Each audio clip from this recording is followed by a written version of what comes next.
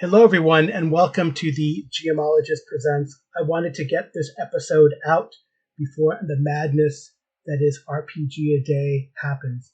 Yes, it is madness, but it's also pretty fun, and I think we have a really cool program out for you guys this month for RPG A Day 2025, created by David Chapman, Autocratic, and Anthony Moonslinger Boyd of Casting Shadows blog. So that should be coming up, well, probably today. It also probably came out as I'm trying to get this here on the Friday, the last podcast, like I said, before RPG A Day 2025. And what I wanted to talk about was a couple things I had on my mind. The first is really a thank you to the people that made my birthday weekend, which was 2 weeks ago, pretty fun. I had a great time on my birthday, so I'll just go ahead and lay that out now. So my birthday started on a Thursday, really the birthday weekend, and my buddy JD and we got to play the new Warhammer. Well, I guess it's the follower to Warhammer Fantasy Battle. I think it's called Old World Battle or Old World. And more or less, rank and file type tabletop miniatures game. Warhammer Fantasy Battle. I played my dwarf army, and he played his chaos army, which is a legacy army. The dwarves are in the new book.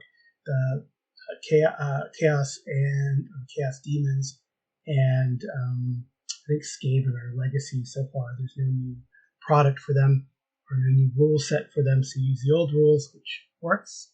They tell you how to do it. It's like a PDF. In any case, well, he stopped me. It was pretty fun though.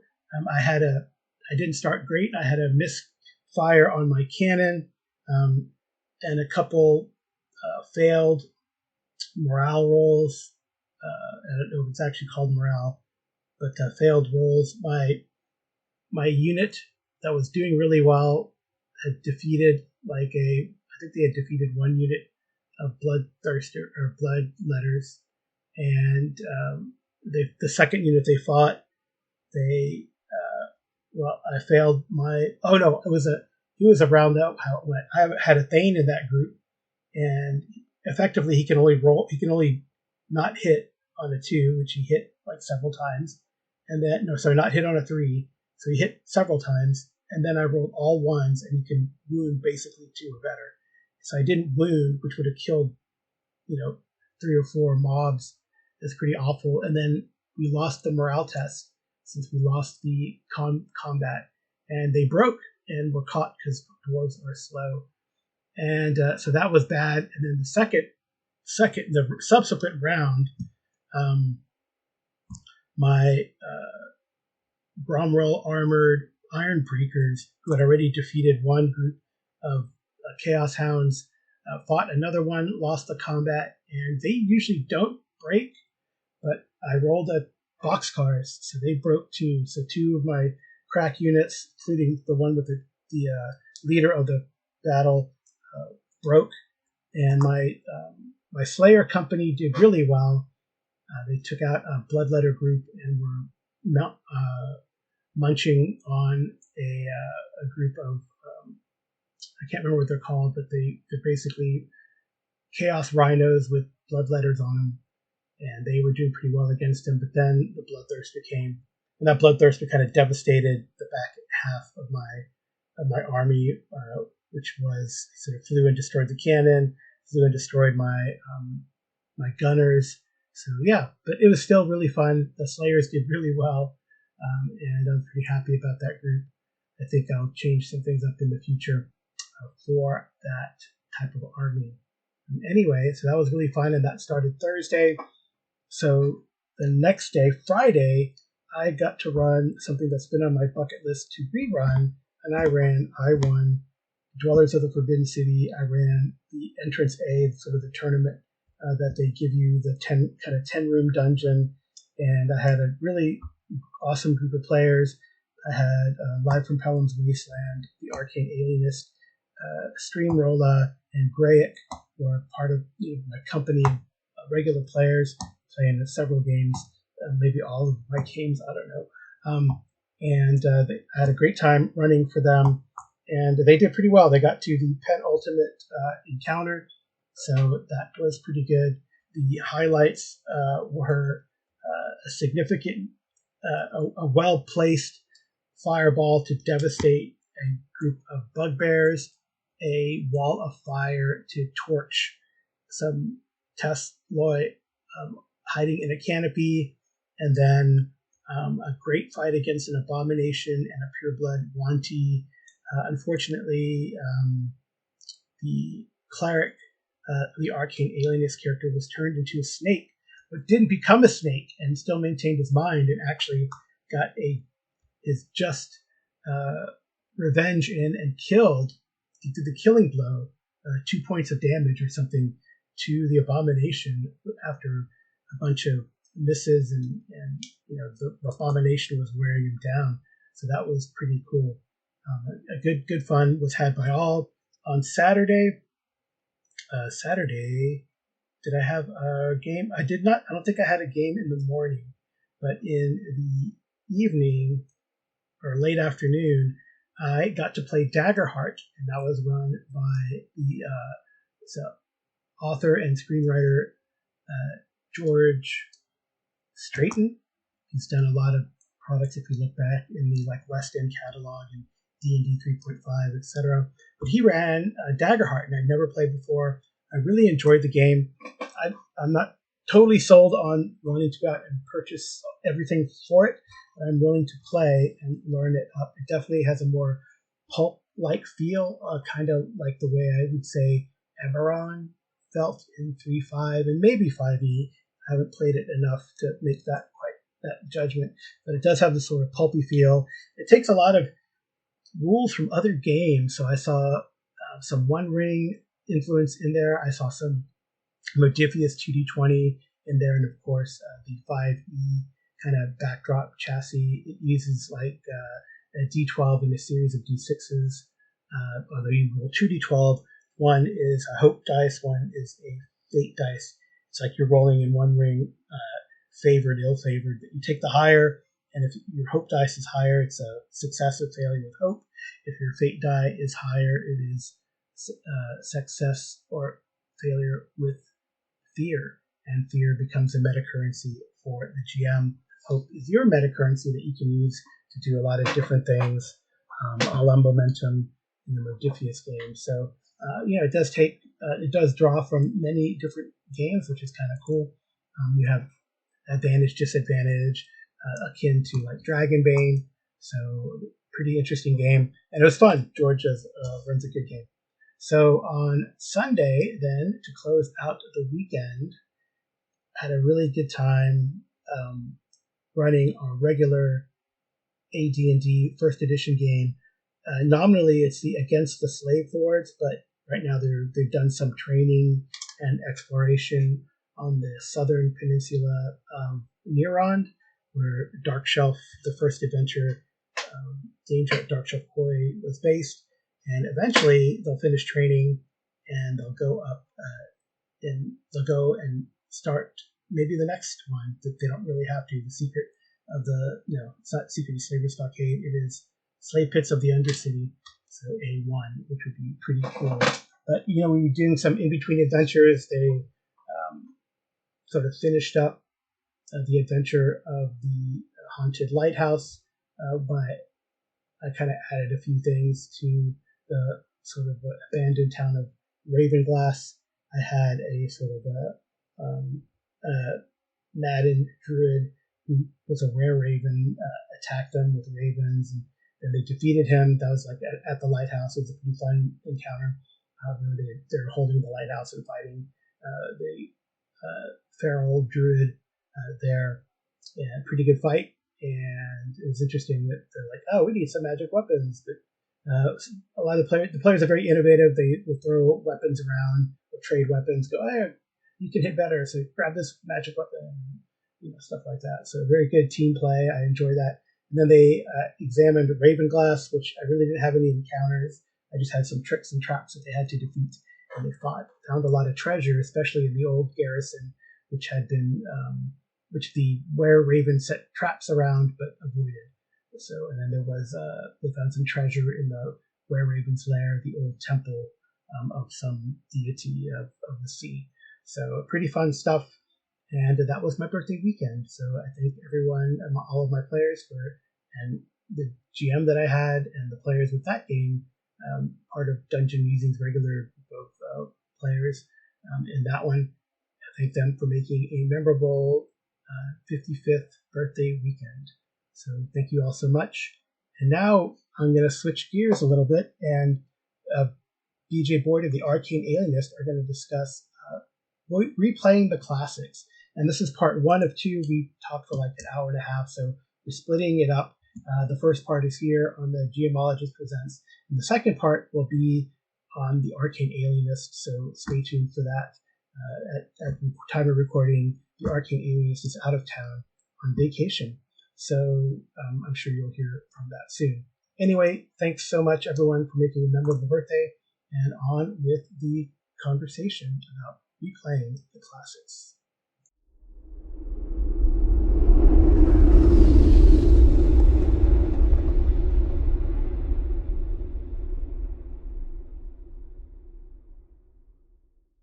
I think we should start off with a dad joke. You should tell a dad joke, BJ. I have to think of one. I'm putting you on the spot. Oh, for classic D&D, Yeah. you know why dragons always eat the paladin first? Why do they eat the paladin first, BJ? Because they taste lawfully good. That's pretty bad. Maybe I put the emphasis on that wrong. Let me try it again. They taste awfully good. Yeah, yeah. You just gotta like swallow the L. Because they taste lawfully good. It tastes awfully good. Yeah, That's great. That is pretty funny. I don't know. I wouldn't know what people. I didn't make that one up. Yeah. Well, it's a good dad joke. Maybe we'll come up with one to close this out too. But speaking of D&D and classic D&D and dragons, I think today BJ and I are going to talk about playing or replaying the classics, playing the classics again. And by this, I mean the early, ISBX modules from way back, late 70s, early 80s, that we probably played or got with our basic and expert set or bought it. What was it? B. Dalton, Walden Books. Do those exist anymore? Probably Walden not. Books. Yeah. Walden Books. Yeah. Or even Michael's. I think I bought my Monster Manual at Michael's way back. And looking back, I'm sure they had copies of the OD&D stuff, but it was in that really unattractive little brown book. And oh well, at hindsight, right? So anyway, we're going to talk about that and whether we played them again recently, what we played, how they went, what we did to change them, if we changed them at all, if we still used basic or AD&D systems that they were made for, or basic expert in AD&D systems that they were made for, and then maybe the legacy of that, and how other companies have remade them or reprinted them, and is that a good thing, bad thing, whatever, But BJ and I both have, and I think BJ has some really cool and unique experience with rewriting some of the classics. So that's why I brought him on board. And we're both fans of OSE, Black Sword Hack, BX AD&D. I'm running an AD&D first edition game for my birthday, right? So I think it's a fun game, still fun game. So it doesn't have to be. It's not overly complex. It's not as complex as you need it to be. And it's one of the classics. It is one of the classics. And that's what we're talking about. All right. So I'm gonna pause for a second because my dog is being fidgety. Yeah. Right. So I don't have a lot of familiarity with B1, so I think we'll just jump ahead to B2, which if we all had the mold bay, or I don't know if it came in Holmes, I can't remember. Or was B1 was in Holmes. Or was there a module No, in it Holmes? came with was with Moldvay. Yeah, B2 I came don't with know if there was Moldvay. one in Holmes. That may have been where. I think there might have been some early editions of the Uh, Moldvay that came with B1. no, it was um B1 came with Holmes, Okay. the first basic set. Yep. Right. Well, I started with Moldvay, so I got And a then copy of B2 B2. came Yeah. with Moldvay. Right. So I actually have So played B1 is In Search of the Unknown, and mhm, of course B2 is Keep on the Borderlands. Keep on the Borderlands. All right. So I guess you've replayed it recently. I guess by recently, I mean within the last 10 years. I'm still got kind of still playing it now. Yeah, Yeah. kind of still playing it now. I played it with Old School Essentials. Uh-huh. We actually, when I launched my podcast, that's what was kind of doing was kind of a campaign journal for that. Hmm. I tried to kind of hack Old School Essentials to pull in some other ideas I like from other OSR games, and we wound up just it was easier to just pick one system and go with it. So we just kind of went straight Old School Essentials after a few sessions. And of course, it worked well because it's meant for, I think B2 is really written for original D&D or maybe for basic, but it's associated with BX because you look at some of the, I don't know, some of the references or some of the descriptions or some of the stats that are included in there, and they don't quite line up with Moldvay, if I'm Hmm. remembering correctly. But it doesn't make a difference at all. Um, Yeah. and so it worked just fine to do it with Old School Essentials. And then I uh, am in the middle of running it with my current live campaign with my son and his friends. Oh, Um, that's cool. they're they're uh, they're just on the verge of assaulting the Bugbear Lair. In fact, that's what we're going to do Saturday. Hmm. We're recording this on Wednesday night. That's what we're going to do this weekend. Is they're and of course I changed it in both times because there's really not much of a story, which is I don't think it's a feature. I mean, it's a feature, not a bug. Hmm. Uh, but it just always I'm like, man, there's just this big kind of box canyon or crevice with caves within visible distance of each other, and there's enough powerful people in the keep that if the monster is really that big a problem, the Castellan and his army could just come in here and just curb stomp all the monsters if Yeah. they really wanted to. Hmm. So I kind of, but you can see kind of, okay, we start with weak monsters and you get to stronger monsters, and at the very end you wind up facing off against evil clerics and their undead legions. And I'm like, so what's the? To me, that implies there's like some kind of chaos cult going on. I think there's even I think in the core module, there's even another evil cleric that's kind of a spy in the keep. Mm. Yeah. Um, and so I thought, well, okay, so these evil clerics have some kind of designs on the keep. Let's just go from there. And they've pulled all these monsters in. That's why you've got factions that normally maybe not be working closely together. Like you've got various goblins, but you've also got kobolds and orcs and gnolls. And of course, the idea is the training model. You start with the weakest humanoid and you work your way up Yeah. from kobold to goblin to orc to hobgoblin to bugbear to gnoll, and then you face off against the clerics and undead. Mm. And there's a Minotaur thrown in there. Was there an owlbear too? Yeah, there's a couple of random caves that are just kind of independent. One has a minotaur and one has a uh, owlbear's nest. Yeah. And of course, Yeah. there's some other random encounters. If you travel in the opposite direction, you get in the swamp. You can run into lizard folk Hmm. and giant spiders. And if you there's a bandit camp somewhere out there. If you want to go in a different direction, and then there's sort of the old hermit Hmm. that lives there, and then there's a wild boar, with a missing tusk. That there's huntsmen in the keep that unsuccessfully caught it. You can pick up a rumor about that. So there's stuff to build out, but again, it Yeah. lets you tell your own stories with it. It's got the framework there that you got to make it whatever you want, which is what I did. So what I've done in both the times I've run it recently is I've spread the caves out so they're not just within view of each other. There, Hmm.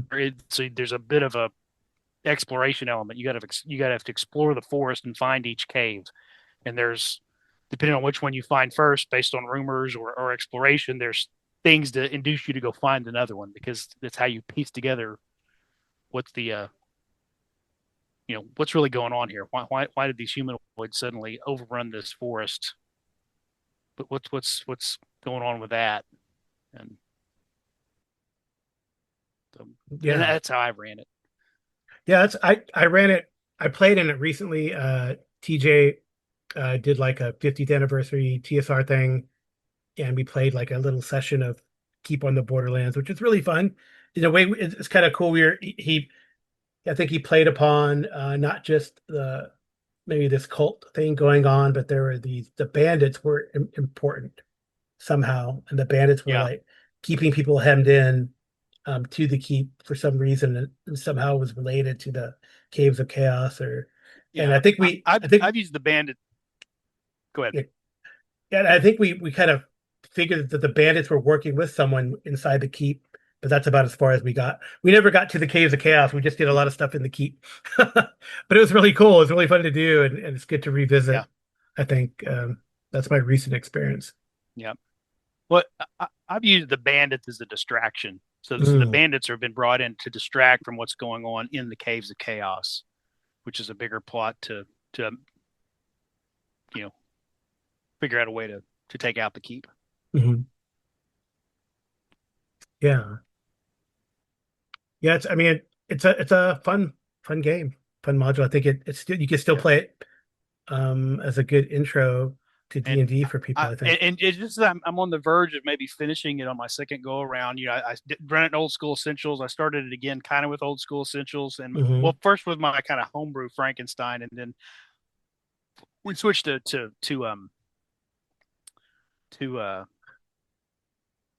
the kids. Some of the kids wanted to play classes and characters that the system I designed didn't really fit yet, Hmm. and so we just switched over to Swords and Wizardry Oh, okay. complete.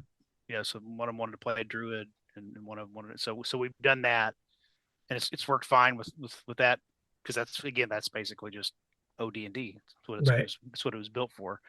Hmm. But I would love one if I was ever going to revisit it again. I think I would like to revisit it with Shadow Dark. Oh, okay. Yeah. Yeah, Hmm. Yeah, that might be a good idea. Or even, I mean, well, since like even B1, since In Search of Adventure, right, a lot of it is like mm-hmm. it's partially written, right? I believe. So, you Mm-hmm. can add to it. So that'd be also a good use to maybe run it in another Yeah. game system like that. There's that tunnel in the last dungeon where you fight the evil clerics that just kind Hmm. of goes nowhere, and it's up to you to figure out.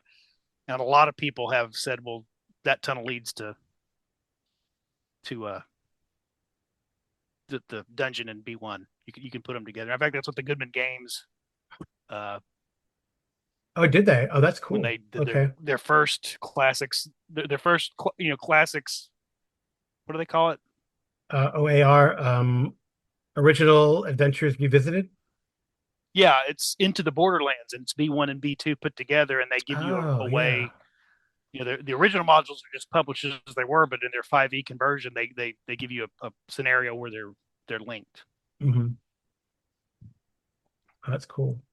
Yeah, and so like I'm looking on the here on the pandius.com, which is the Mystara Vault of Pandius Mm-hmm. official Mystara homepage, and they have like where you can put all these modules, and they start a lot of these in Yeah, Keramikos, right? So which is kind of neat. And yeah, it's kind of the home, the default home when you're playing in Mystara. mhm, that's pretty cool. Yeah, that's probably a great idea to do. Maybe do that to put B1, B2 And it together. might also be kind of a fun one to run with the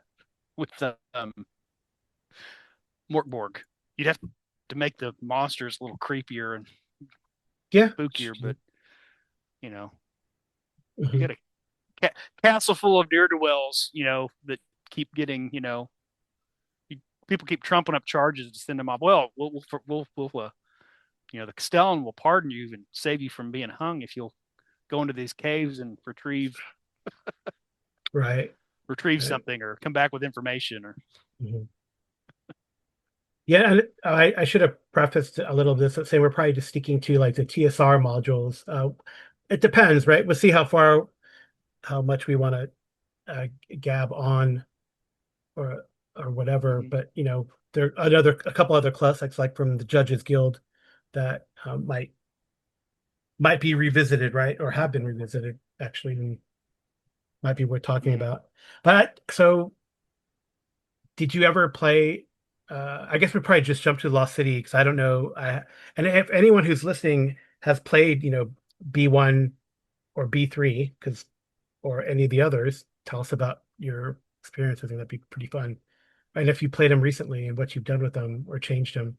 But we really recently tried to do Lost City. I Hmm. really like Lost City a lot. That's a Molde creation, the Lost City where it's the sort of double pyramid inverted on top of a regular pyramid or ziggurat on top of an inverted pyramid that goes into the earth in the desert somewhere. Yeah. I think they place it in Mystara in Yalarum in the deserts of Yalarum. If you're familiar with the known world Yeah. stuff, um, I think, and it's really neat. I think I think it's that could easily, yeah. Go ahead. yeah. And it You're the doesn't have to be in a desert. I mean, if you wanted to drop it into any jungle, other yeah, campaign setting, it's just got to be somewhere kind of off the map where people don't remote, travel and wouldn't find right? it easily. Yeah. Yeah, you could do it in the jungle, you know. Yeah, or you could have an earthquake. Mhm. Maybe it's a place where because it is you're on a trade route in the desert, and Yeah. I think the idea is that a sandstorm uncovers Mhm. the top of the ziggurat, but you could say that an earthquake kind of reveals the entrance, Right. Right. Yeah, you or a could place flood, it. clears out Mhm. some sediment. You can put it anywhere. But what I think is, But I you don't were know. saying you Yeah, I think what's in a way, I don't know. It's not. I don't know if it's unique necessarily for those times, although I think different factions existing in a dungeon in sort of this fight or battle or whatever. It's more associated with Janelle Mhm. Jackway's Dark Tower Caverns of Thracia, but it definitely in Lost City you have that. Yeah, You have the four factions of these lost people in this yeah, lost ziggurat that is on top of this cavern system where the Lost City is, and that's the name of the module to Lost City. And in yeah, the original module, is neat is that they detail the top part of the ziggurat, but the bottom half is just very much of an out, more or less an outline, and then you're supposed to fill it out, right? They give you generally these are the monsters that are encountered here, yeah, but there's several rooms, and you can you know place where you want to. It gets harder and harder as you go down until you find the big boss, as it were, on the lowest level of the inverted yeah, pyramid. But it has a whole city that was totally undeveloped, and again only in outline form. So and it seems yeah, that Molde definitely had wanted to expand upon it. But what I think is cool is that Goodman Games with their original Adventures Revisited line has done that, at least for 5e. And what I do like about it and appreciate is that yeah. they reprint the originals too. So when you ran B2, did you use the OAR version or did you have like a reprint or even an original? I had bought it and wanted to do the 5e version, but Hmm. when my son and his friends, um, no, wait a minute, that was the first that the second time I've done it, there were just too many of them. It would have Hmm. been untenable to do a 5e game with that many players, and I think that's what happened the first time around Hmm. too. Was I started asking my friends who were as interested in playing, and the group just got too big to sustain a 5e Yeah.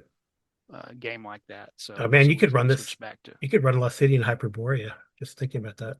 It would fit very It fit well in very well in Hyperborea. Hyperborea. Yeah, that's pretty Yeah. cool. Yeah, I just Um, thought about that. Yeah, what you played in that? We tried to run it and it's kind of stalled. Are yeah. we running on a fantasy grounds? Which I mean, I think honestly I prefer the if we do a VTT, I prefer the DIY nature of Roll20. Probably only because I haven't delved into Foundry as much as I need to. Play your Foundry Yeah. is really Well, it's something customizable something that too. is something that's changed since we last played anything in Fantasy Grounds, because when I started to run a couple new games, I went back to Fantasy Grounds because that's been my go-to Hmm. for years. It used to be that only the DM had to have a paid license. Everybody else could just have the free demo license.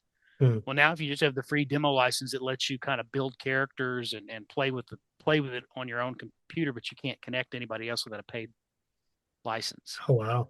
So all the players have to have a paid license, and it's not like Roll20 where you just logging into a web portal. You've got to download and dedicate space on your computer. Hmm.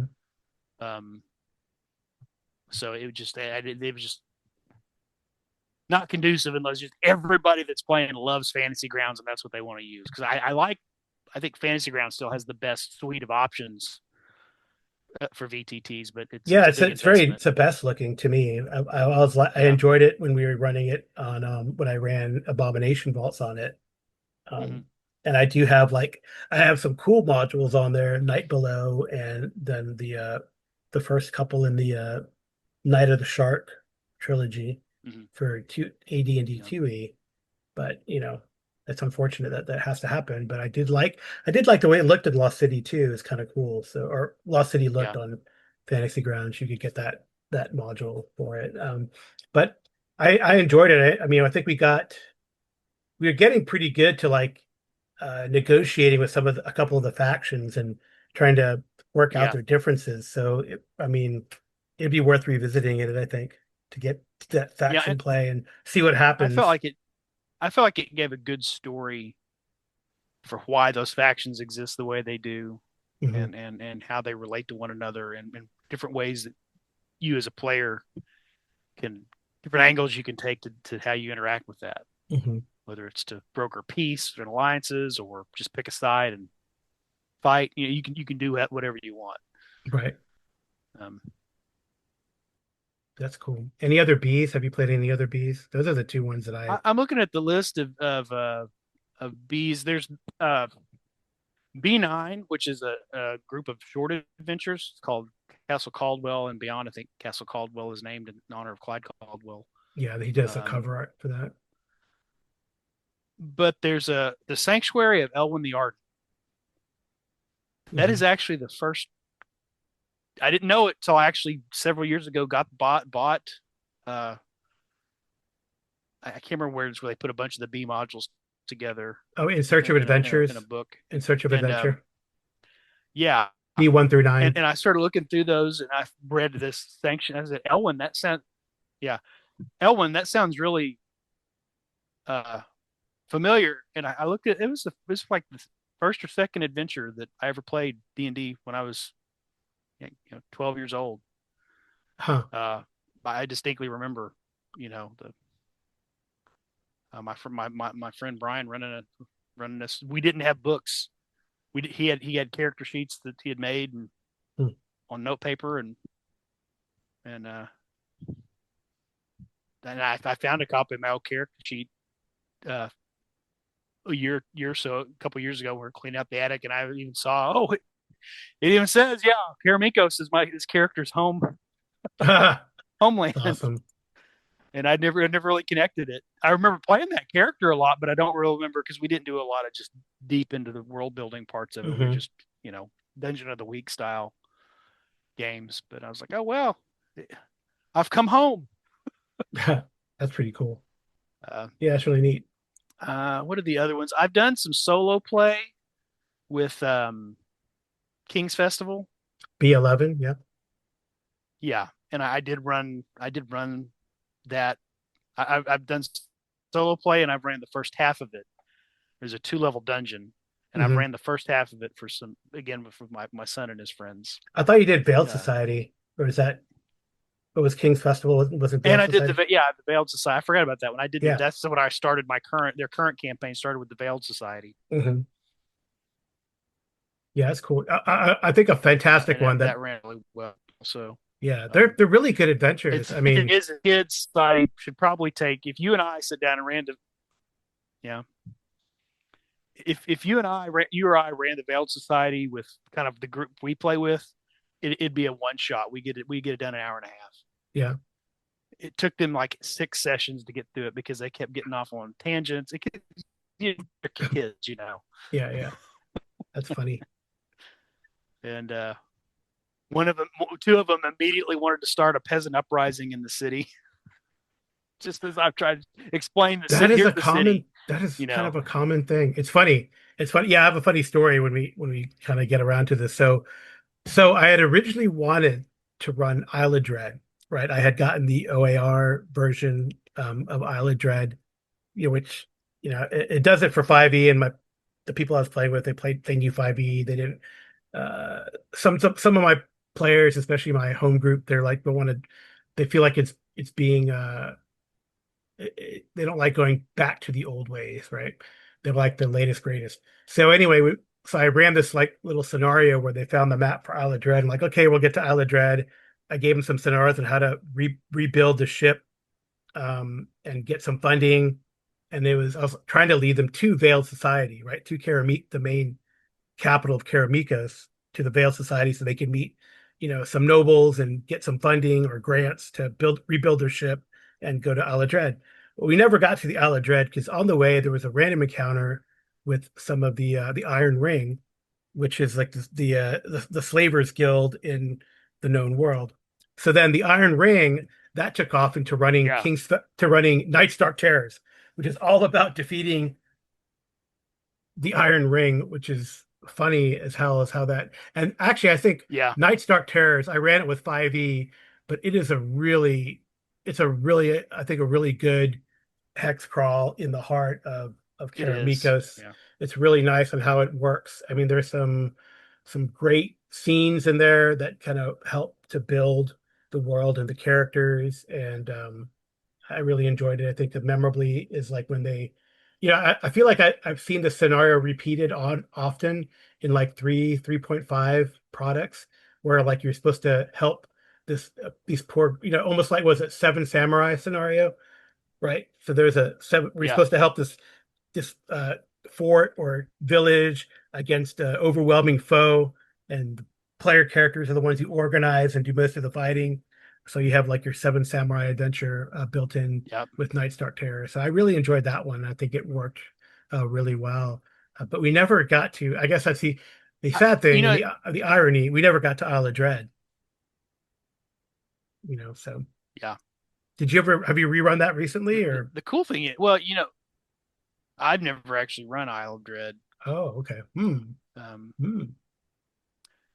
the interesting thing about these B modules is I don't think you could put them all together because some of them kind of don't make much sense together.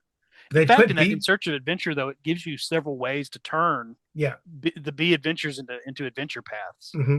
But you you could almost, there's kind of thumb through them and know yourself with, if it's amenable to it, is you could just basically create a rumor table board and they Hmm. pick, just start there. And Yeah. this is, you can pretty easy to provide points of crossing over, particularly if you start with the Veiled Society because you're in the capital, Hmm. and you can get information about any of this other stuff. Hey, you know there's this we have a keep way up in the mountains, that's supposed to protect the trade route, but it's under siege. Well, there's keep on the borderlands. We've got this slave ring loose in the city. Can somebody investigate that? Well, that would take you to Nightstark Terror. Or, you know, cleric needs to be escorted to this village to oversee the harvest festival, and that can take you to King's Festival. So there's lots of ways you could braid those together. Yeah, definitely. Yeah. So yeah, Nightstark Terror was 85. So I don't know if that's as recent as we will go. But so I've always wanted to run X again. I haven't run it recently, which is unfortunate. And the other one in that group that I kind of read through, I wanted to run was X9, the Savage Coast. But I don't know if you've ever run or rerun any of the X modules. I know the I've OAR. never got anybody up to high enough level to do the X's. I know OAR has the Castle Amber one, right? So X2. Yeah, But that's one I would love to. I would almost rather play. I wish I could play in it before I ran it, just because I oh haven't well. read that. I never read a module in detail till I know I'm going to run it because I hold out the hope I'm going to get the chance to play it somewhere. Well, yeah, X2. I wonder how. Yeah, I don't know how complex and complicated it is. I know that the OAR product actually has like how you can put it in its own little um, like Yeah, world really.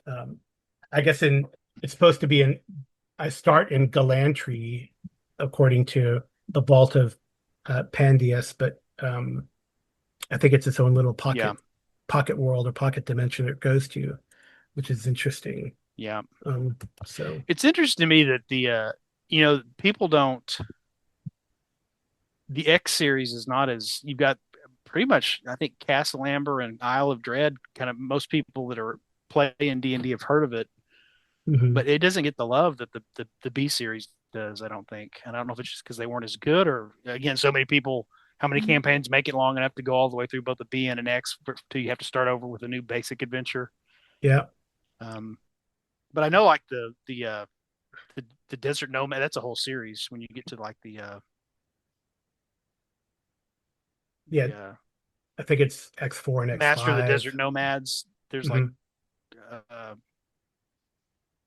Temple of yeah. There's kind of two or three of them that blend together that sort of lead you into uh, at that point they had switched to Beckme and they lead you into the companion or the companion rules where you're going to start to incorporate more of a war game Yeah, in domain th- element or kind of getting you ready for it. Not so managing a domain, but at least kind of leading larger armies into battle. yeah. I think that leads to like X10, Red Arrow, Black Shield, which is the kind of the big a big Mm-hmm. battle type of thing. I think there maybe some of the other ones. I know Yeah, like Quagmire, War Raps of Crom, Drums of Fire Mountain seem to be their own thing.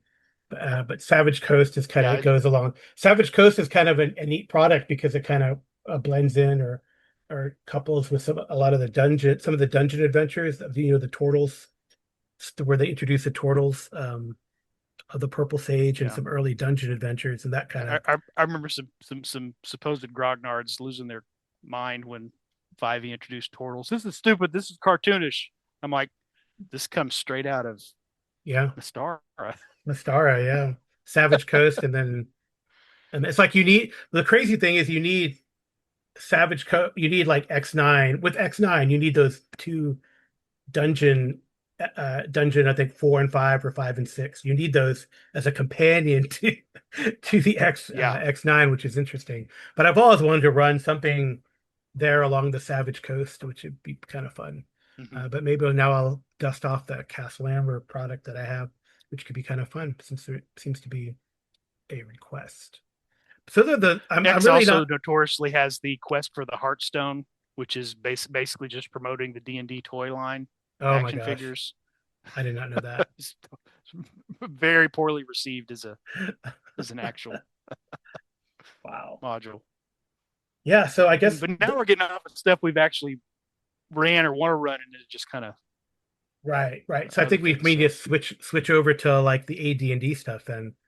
So I think yeah, I mean after like you said, I mean at that point where you get to like X10, etc., it starts getting into Beckme. So yeah. you know, less classic and maybe a little less nostalgic. Um, so so we'll jump to AD&D, and the first place to start is with the Slave Lord series, which is A1 through A4, which I'm actually running Mhm. right now. That's which is cool. You running it as written, or are you using a different No, I'm system? using well we started with A0, which is a 1999 Skip Williams the anniversary Skip Williams creation that's uses AD&D, however. And it was in the that Scourge of the Slave Lords compilation that they put together um at that time, or they reprinted it actually because they first did that in '86. But Slave Pits of the Undercity is what we're about to start probably in the next couple sessions, and that's done by Dave Cook. And I haven't run that or A2 in ages, and I'm really looking forward to that. I got to A3, but I'd never have run A4. But I've heard a lot of times that at the end of A3, there's a definitely a very very heavy-handed railroad, and I know in most campaign play, what I've heard is that the GMs just let it ride and see what happens, and then go from there. So it's possible that it could only get to A3 depending on how savvy or lucky the characters might be, so it's so I think I'm looking forward to that, and I think that should be pretty cool, you know, with that series. So have you actually ran something recently too, right? The U stuff. Speaking of, I've ran um Salt Marsh. yeah. I haven't ran it as it the original Salt Marsh, Hmm. but I did that. It was during 4E when 4E was the game, that was kind of out and in print. That was actually the last 4E campaign that I ran. I converted the AD&D, the whole thing. We went from we did all three of them. Yeah. Um, Oh, that's and I great. played in the 5E version. I just agreed to sort of cordon off any meta knowledge I had, and you know play dumb if we encountered anything. Um, and enjoyed it. And that was one between that, and we could talk a little bit about the Village of Hamlet. Yep. Next, but if we want, but that was the point where between running the Village of Hamlet in 5e and playing in Saltmarsh in 5e, the reason 5e is not deadly has nothing to do with the character's power levels. I think maybe a little bit, but it has a lot to do with the module design because those AD&D modules converted to 5e, we lost characters. Oh yeah, like the depth characters mid-level. drop. Yeah, characters drop. Characters go under. They die after remake characters for sure. Because that was my experience in Yeah, rerunning Sinister Secret of Saltmarsh. I've only run that. It's the first adventure in the Ghost of Saltmarsh compilation, yeah, which kind of tries to run together a campaign in the Saltmarsh area in Greyhawk, though it gives you how to run it in other worlds. But yeah, we ran the Sinister Secret and in 5e, and it's still pretty challenging and tough. So I guess I'd like to jump. We haven't done Danger at Dunwater yet, just because my home group, they like to D&D is not their most favorite game, alas. But yeah, but it'd be interesting at Danger at Dunwater because of the way they handled that final encounter in Sinister Secret of Saltmarsh. So they already know like the trick in a way for Danger at yeah. Dunwater. So I don't know how that would if they remember it, but I don't know how they would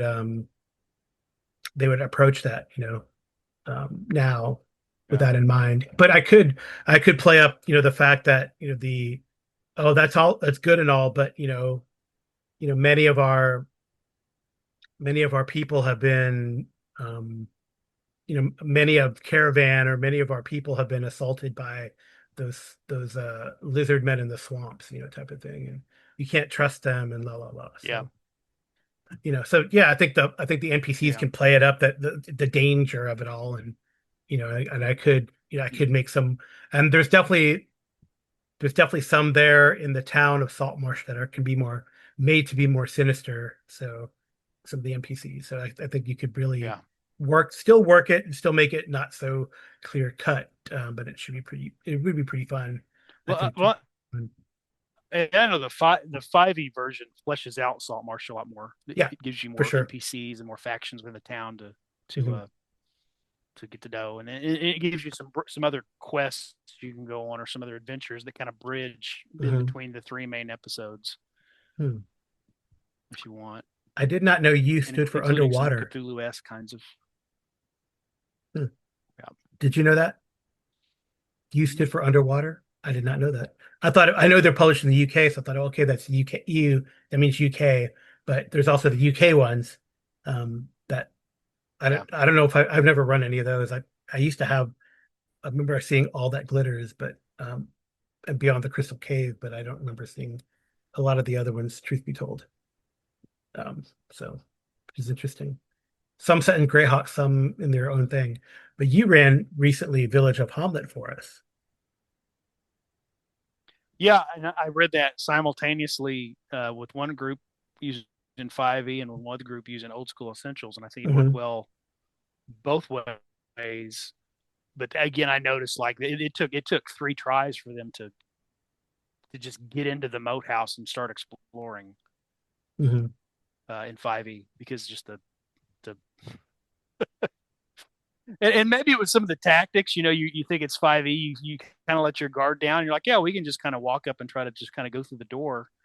Nope, Isn't that's a you get funny caught in the thing? crossfire. There's Yeah, that's um, a that's a funny thing because I've even experienced. I mean, I guess that is sort of like, oh, you're super heroic and it's hard to die.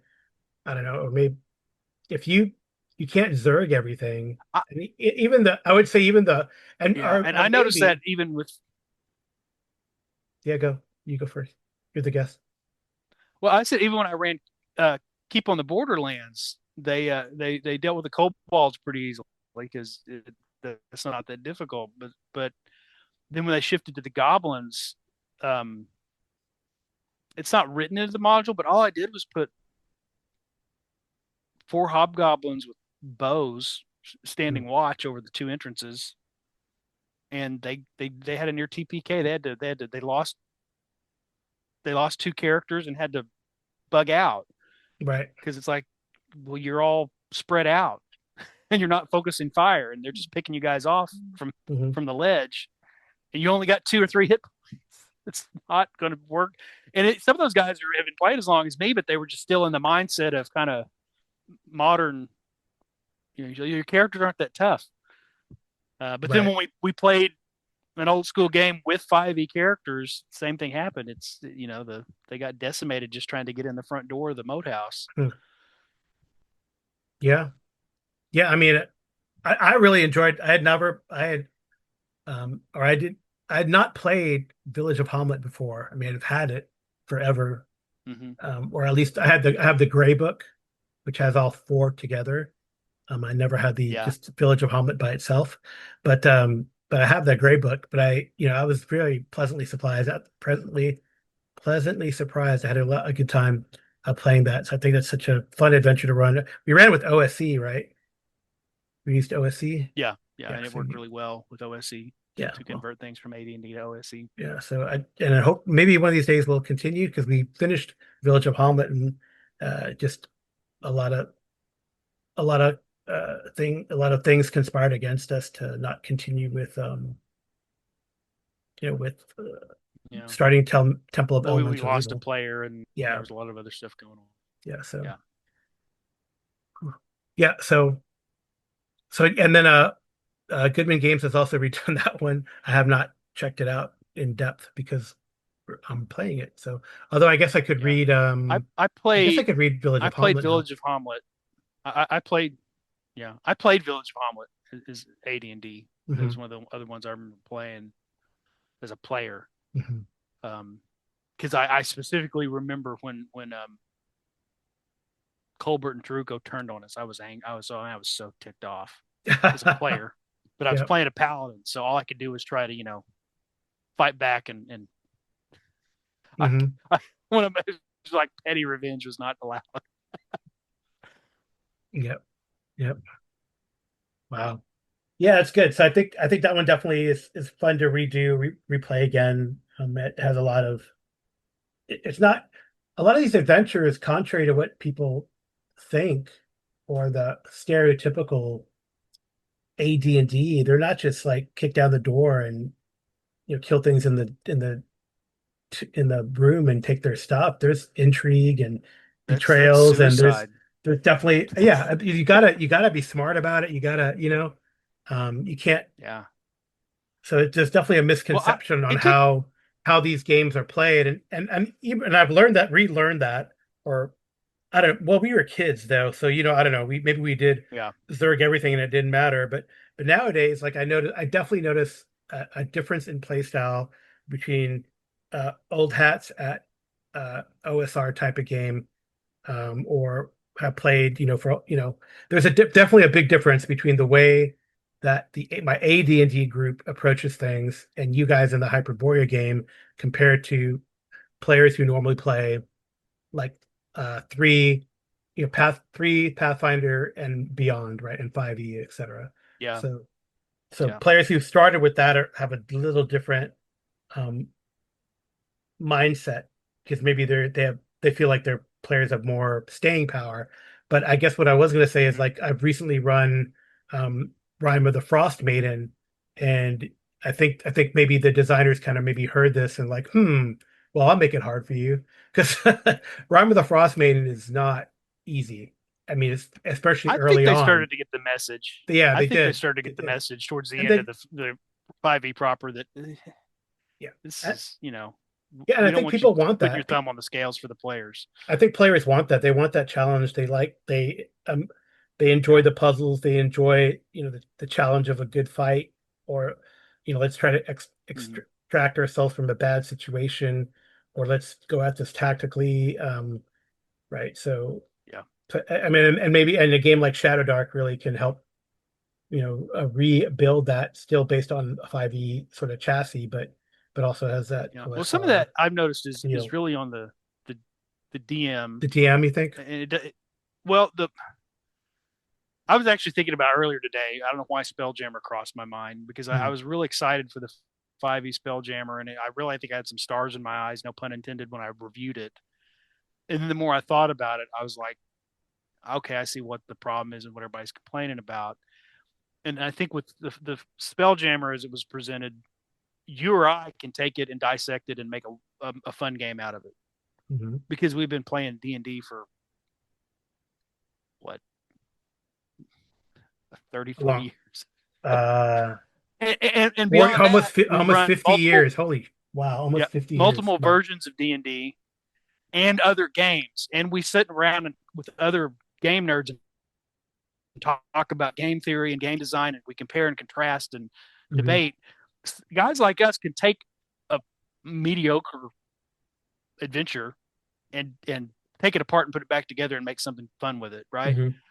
But I I don't think it's fair unless you're marketing that, hey, this is sort of a half form module. We're interested to hear what everybody does with it, where they take it. That would be one thing, but to just, well, hey, here's a starting adventure and some rules, and they don't work, and they're half, they're rushed and they're not complete, and there's um.